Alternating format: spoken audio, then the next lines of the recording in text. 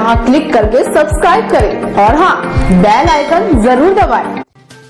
घोसी नगर स्थित आम आदमी पार्टी कार्यालय पर शनिवार को आम आदमी पार्टी के जिलाध्यक्ष शाह आलम उल्फत ने एक प्रेस कॉन्फ्रेंस कर कहा कि कोरोना के आपदा में अवसर तलाशने वाली योगी सरकार ने कोरोना किट की खरीद के नाम पर ग्राम पंचायत से लेकर मेडिकल सप्लाई कॉरपोरेशन तक एक दो नहीं बल्कि 400 से 500% घोटाला किया है।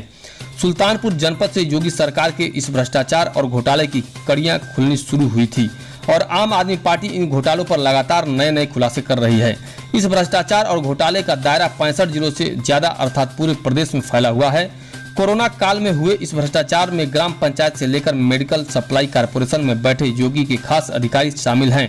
ऐसे में पूरे प्रकरण की जांच निष्पक्ष रूप से प्रदेश सरकार की ओर से गठित एसआईटी से नहीं हो सकती है। आम आदमी पार्टी का साफ मानना है कि इस महाघोटाले की जांच सीबीआई से कराई जाए अथवा फिर हाई कोर्ट के सिटिंग जज की अध्यक्षता में एसआईटी बनाकर पूरे मामले की निष्पक्ष जांच हो। इससे कम आम आदमी पार्टी को कुछ भी मंजूर नहीं है। खुद को राष्ट्रवादी कहने वाली योगी सरकार 1,45,000 रुपए में मिलने वाला होमोटोलॉजी एनालाइजर 3,30,000 रुपए में खरीदा है, वो भी एक दो नहीं बल्कि सैकड़ों हजारों की संख्या में उस चीन से जिससे युद्ध की स्थिति बनी हुई है, जिससे सीमा विवाद चल रहा है। यह असंभव है कि योगी जी रोजाना 11 बजे अपने टीम 11 की बैठक कर रहे हों और थर्मामीटर ऑक्सीमीटर आदि के रेट न बताए गए हों। उन्हें इस महामारी के दौरान तमाम खरीदारियों का पता न हो। जब आपने इस घोटाले का पर्दाफाश किया तब योगी जी ने 3 IAS अधिकारियों को अपने एक एसआईटी गठित की जो 10 दिन में अपनी रिपोर्ट पेश करेगी। वहीं इस प्रेस कॉन्फ्रेंस के दौरान आम आदमी पार्टी के जिला महासचिव अविनाश सिंह, जिला सोशल मीडिया प्रभारी महफूज अहमद, मोहम्मद कासिम, तालिब शेख आदि उपस्थित रहे।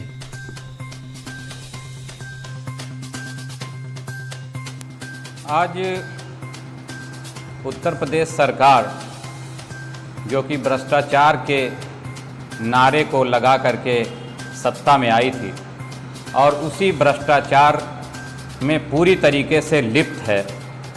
जब कोरोना काल चल रहा है, कोरोना महामारी चल रही है और ऐसे समय में आपदा में अवसर तलाश रही है ये सरकार, कोरोना से जनता को बचाने की मुहिम चलाने के बजाय ये सरकार उसी कोरोना में ज़बरदस्त घोटाला कर रही है। उत्तर प्रदेश के लगभग 65 से ज़्यादा जिलों में पल्स ऑक्सीमीटर और थर्मल स्कैनर की जो खरीद हुई है ग्राम पंचायतों से लेकर के और इनके जो विभाग हैं सरकारी स्वास्थ्य विभाग जो इनका है उसमें जो खरीद इन लोगों ने किया है उसमें 400 से 500% तक का घोटाला सामने नज़र आ रहा है। सबसे पहला घोटाला जो है उत्तर प्रदेश के सुल्तानपुर ज़िले से आया, जहां पर पल्स ऑक्सीमीटर और थर्मल स्कैनर की कीमत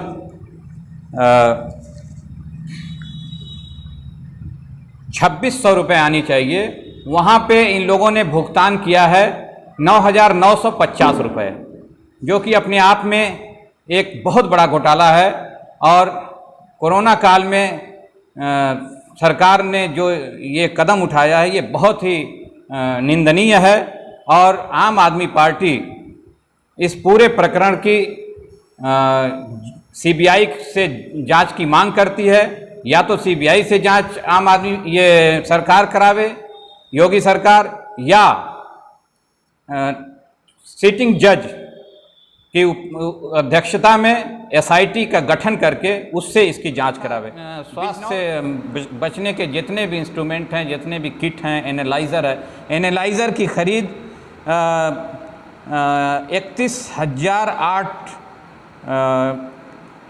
1,45,000 एनालाइज़र की कीमत है और 3,30,000 रुपये से भी ज़्यादा में चाइना से खरीदा गया है, जो कि चाइना आज हमारे देश पे दुश्मन बन के खड़ा हुआ है। पूरे देशवासी परेशान हैं, उससे लड़ने के बजाय हम उसी चाइना से 3 गुने दाम में, 2 गुने दाम में एनालाइज़र की खरीद करते हैं। तो इस तरीके से सरकार लोगों को बेवकूफ़ बनाने का काम कर रही है, आत्मनिर्भरता का भाषण दे रही है, लेकिन पूरी तरीके से घोटाले में ये सरकार लिप्त है।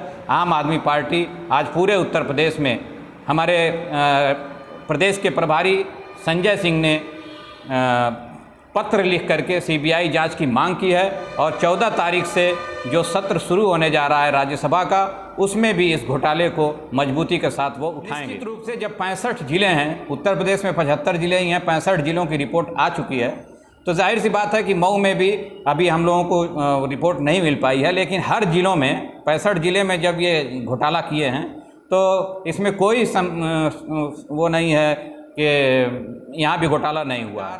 योगी सरकार के आदमी उसमें संलिप्त हैं। इन लोगों ने सीधे घोटाला करके और ये 400-500% का घोटाला करके खरीद किया है। देखिए, पिछले वर्ष सीए और एनआरसी के मामले को लेकर के पूरे देश में प्रदर्शन हुए थे।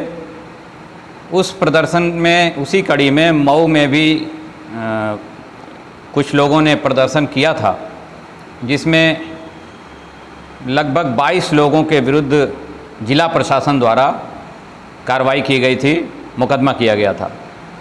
और उन मुकदमों में माननीय उच्च न्यायालय ने स्टे दे रखा है, लेकिन इसके बाद भी दुराग्रह देखिए कि उसमें जो पढ़ने वाले लड़के हैं, स्टूडेंट हैं, छात्र हैं, उनके ऊपर तकरीबन 7 से 8 महीने के बाद, 9 महीने के बाद उनके ऊपर एनएसए की कार्रवाई करना ये दुर्भाग्यपूर्ण है, पूरी तरीके से गलत है। इसलिए आम आदमी पार्टी इसका विरोध करती है और जिला प्रशासन से और सरकार से मांग करती है कि जो छात्रों के ऊपर गलत तरीके से राष्ट्रीय सुरक्षा कानून की धारा लगाई गई है उसे हटाया जाए, छात्रों के जीवन से खिलवाड़ न किया जाए। बाकी जो लोग हैं उनके ऊपर गुंडा गैंगस्टर एक्ट और जिला बदर की कार्रवाई की गई है। जो उनकी जांच में सही पाए गए हैं उन पे अगर ये कार्रवाई करते तो कोई दिक्कत नहीं है। उन पे अगर गलत उन्होंने किया है तो कार्रवाई शासन करे, लेकिन जो स्टूडेंट हैं, छात्र हैं, उनको राष्ट्रीय सुरक्षा कानून लगाना, एनएसए लगाना, ये सरासर गलत है। इसलिए आम आदमी पार्टी मांग करती है कि इन लोगों के ऊपर से एनएसए की कार्रवाई हटाई जाए और इन छात्रों के जीवन से खिलवाड़ न किया जाए।